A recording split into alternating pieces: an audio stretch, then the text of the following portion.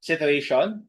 The truss shown have members DI and HE as tension members. Ito daw, tension members to.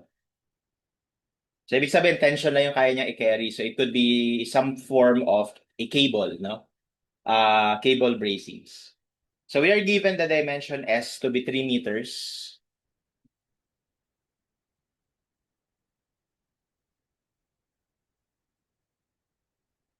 And the dimension H to be 2.25 meters. So, ang isa lang yung load, no? Ito lang. Yan lang yung load. So, for the first question, calculate the value of P if member EF is 36 kilonewton in compression. Okay? So, pinapahanap yung value nitong P, known ang member force dun sa EF. So guys, kahit hindi niya sabihin dito na compression, kunyari sinabi niya lang na if the member EF is 36, kahit hindi niya sabihin na compression yan, dahil yung thrust natin ay subject lang naman sa gravity loads or downward loads, automatic yon na yung top chord natin will be subject to compression. And yung bottom chord natin will be subject to tension. Okay, bakit? Kasi this gravity load will tend to bend this entire truss in this manner, kagaya ng sa beam. So yung nasa itaas will be subject to compression, yung nasa ilalim will be subject to tension. So that's the reasoning for that. So kahit hindi ito sabihin, dapat alam natin na dapat compression yon kung subject lang siya sa gravity loads or downward loads. Okay? But anyway, sinabi naman, so gamitin natin. So para masagot ito, una, for number 1, kailangan natin kunin yung reactions. Kasi pinakamabilis dito guys, pag may method of section lang tayo no? Idadamay natin to sa method of section. Tapos isolve na natin yung kailangan natin.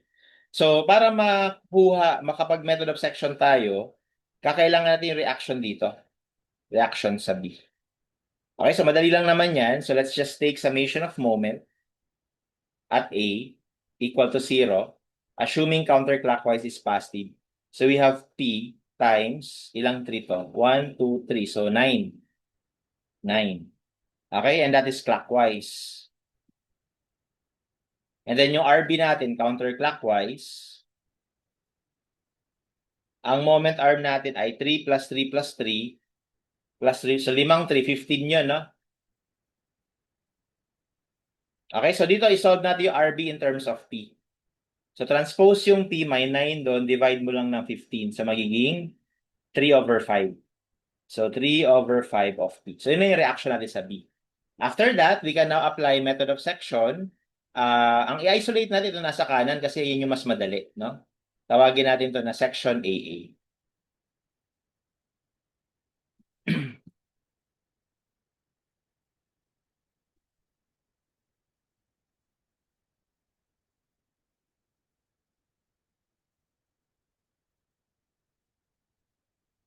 So, ito ngayon yung section AA natin.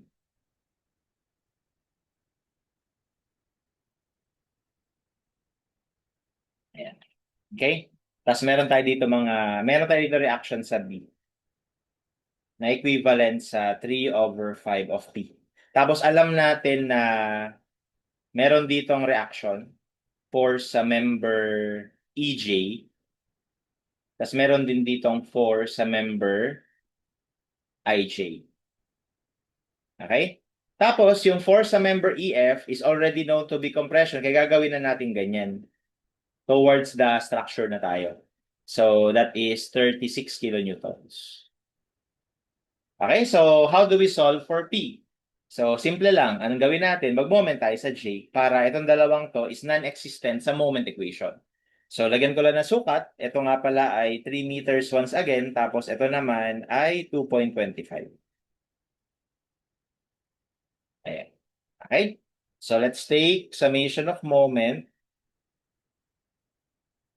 at J equal to 0. Let me assume counterclockwise to be positive. So, we have the reaction at B, 3 over 5P. Ang moment arm natin doon ay 3. Ito yon. Dito tayo nagmo-moment, iikot ito ng paganyan. So, ang moment arm mo ay 3, tas ang rotation mo ay counterclockwise o positive. Tapos, etong dalawang to, walang moment. Ito lang ang may moment. So, negative kasi clockwise. So, 36. Ang moment arm natin ay 2.25. Okay, and that is all equal to 0. And from there, we can easily solve for P.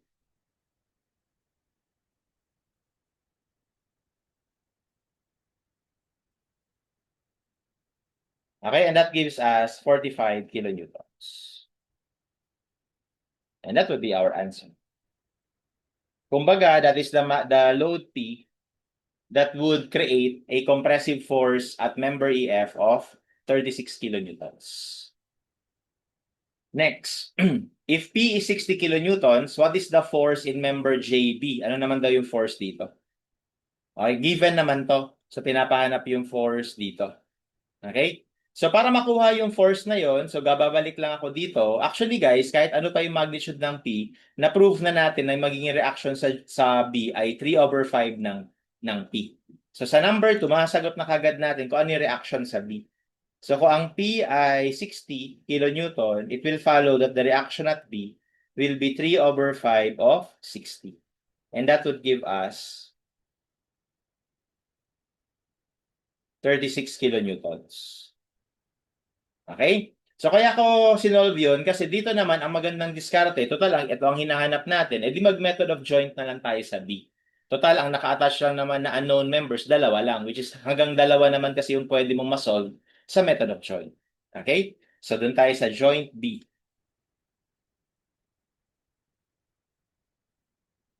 So, kunwari yung joint B, so, kunwari X and Y, tapos dito nakalagay yung reaction sa B na equal sa 36. Tapos, meron dito naka-attach na force. Ito yung hinahanap natin. JB, no? JB. Ayan.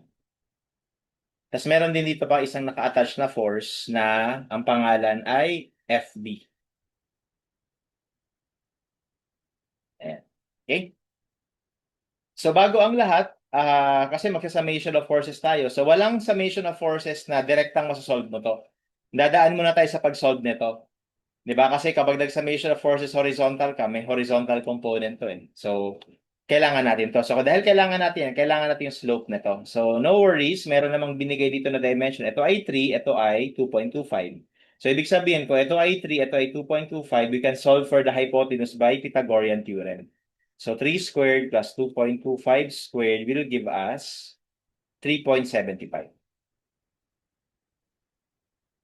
So, ibig sabihin, yung slope ni FB ay 3, 2.25, and 3.75. Okay? So, using that slope, ang unahin ko muna summation ng forces sa Y dahil yun lang yung way para masolve ko ng diretso si FB, di ba? So, we have 36 upward plus PFB multiplied by 2.25 over 3.75. So, di ba yun yung Y component niya? Okay? Equal to 0. So, lalabas dito as expected, yung force FB natin will become negative. Kasi we are expecting na yung FB na yan, top chord yan. So, that means dapat maging compression siya. Ang assumption ko kasi dito ay tension. Okay? So, we have 36 times 3.75 over 2.25. That gives me 60. Or that is 60 kilonewton in compression. Okay, pero again, hindi nga yun yung tinatanong. Ang tinatanong is yung JB. So this time, let's take summation of forces X equal to 0, assuming to the right is positive. So remind ko lang kayo na meron kayong dalawang option once na nalaman nyo na negative pala yung inassume nyo na force. Pwede na baliktarin mo na yung direction nito para positive na siya. Pero pwede naman na wag mong baliktarin, i-maintain mo siya na ganyan, pero dapat negative siya. So, hindi pwedeng binaliktad mo siya tapos negative pa rin. Hindi rin pwede na hindi mo siya binaliktad tapos positive. Okay? Mamili ka lang sa dalawa, no, ng isa. Pwede na wag mong baliktarin pero negative. Baliktarin mo pero positive na kasi na-correct mo na eh. So, ang gagawin ko ay hindi ko babaliktarin tapos i-maintain ko na negative. Okay? So, let's take summation of forces X assuming to the right is positive. Yung PJB natin to the left, kaya negative yan. Yung PFB natin, again, hindi ko babalik na rin to ha. So to the left yung magiging direction nung x component niya. So negative din.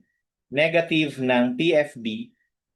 Tapos yung x component ay 3 over 3.75. And then wala nang iba, so equal to 0. So once na sinabshoot natin ngayon yung value ng FB dyan, dapat ilalagay natin na negative.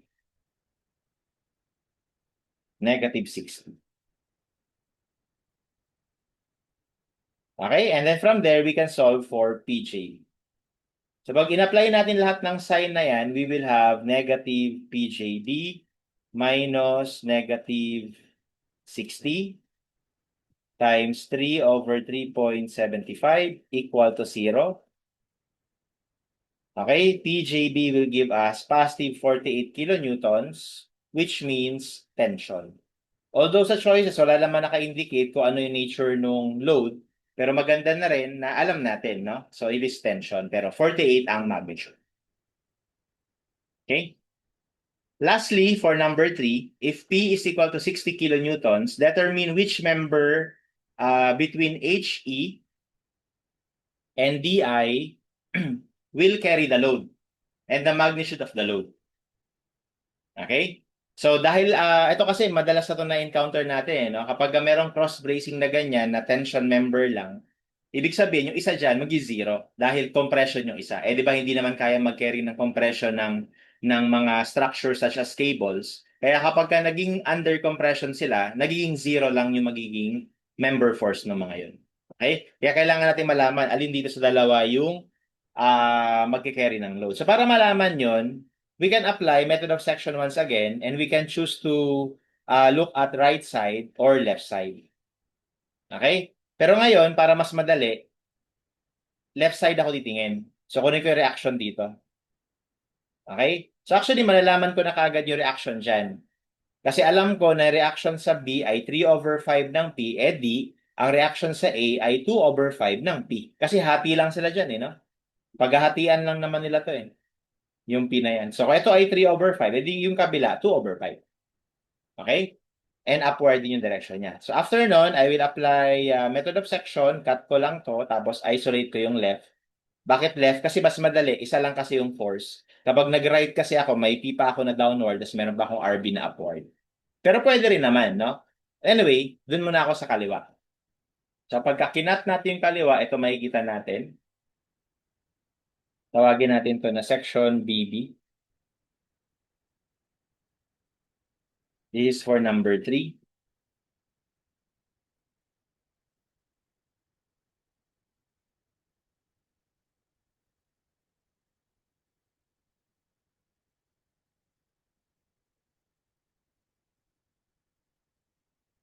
Okay? So this is the reaction at A. That is 2 over 5 of Ang importante lang talaga dito, guys, is yung direction ng RA. And i-establish naman natin na upward yun, ano? So, bakit importante yun? Para makita natin. So, ito kunwari yung reaction sa taas. Ito kunwari yung force sa baba. Tapos, ang i-focus natin ang dalawa. So, i-assume ko na tension to. I-assume ko rin na tension to. Okay? So, ngayon, huwag nyo muna itong intindihin, itong dalawa. Ang intindihin nyo lang ito. Kasi sila lang yung merong vertical component. Okay? Di ba dapat ang mga member ng truss kokontrahin yung external force na naka-apply dun sa body or sa truss? Dito, ang external force natin is itong reaction na to. Okay? Itong reaction na to. And pataas siya. Dahil pataas siya, kailangan yung maging component ng mga member forces natin maging pababa. So ito, ano ba to? Si ano to DI, no? Si member DI. Ito naman yung member HE. So si member DI, para maging tension siya, kailangan niya maging downward to the right. Dahil downward yan, ibig sabihin tama. Kasi kailangan niyang kontrahin tong upward na to Okay? Tapos si HE naman, para maging tension siya, kailangan niya maging upward to the right. Kaya lang, upward siya. So hindi pa pwede na maging upward. Ang kinokontra natin is upward din. So hindi pa pwede. So dahil doon, mali itong direction na to. Dapat maging ganito siya. So, ibig sabihin, compression siya in nature. At dahil compression siya in nature, therefore, yung force sa HE will reduce to 0. Bakit? Kasi it cannot carry compression. Okay? So therefore, 0 na kagad yung PHE at ang magdadala ng load is yung DI. Okay? Ngayon, paano ko masosolve yung magnitude ng DI? Kumbaga, kung yun lang yung tanong, no? May sagot na tayo, either ito or ito. Kaya lang, kailangan mo ng magnitude. So, paano makukuha yung magnitude? So, dito, simple lang. We can simply take up summation of forces Y equal to 0. Parang hindi na natin madama itong dalawang to sa equation at masolve natin to directly. Okay? Nga pala, dahil yung P na naka-apply sa number 3 ay 60, so ang magnitude ng reaction sa A would be 2/5 ng 60. And that is 24. So this is 24. Okay? Tapos yung slope nito, kagaya lang kanina, ang slope nito ay meron kang 3 dito, tapos meron kang 2.25 dito. So ibig sabihin, ito rin ay 3.75. So parehas lang ng kanina.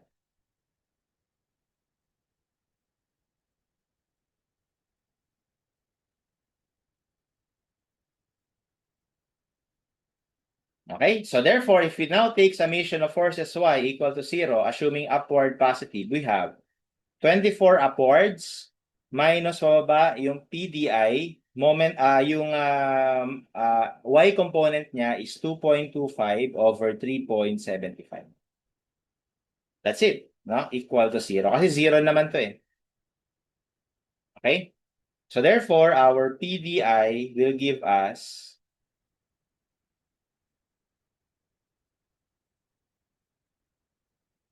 okay, 40 kilonewtons. And that would be our answer. Okay, so for number 3, the answer is letters.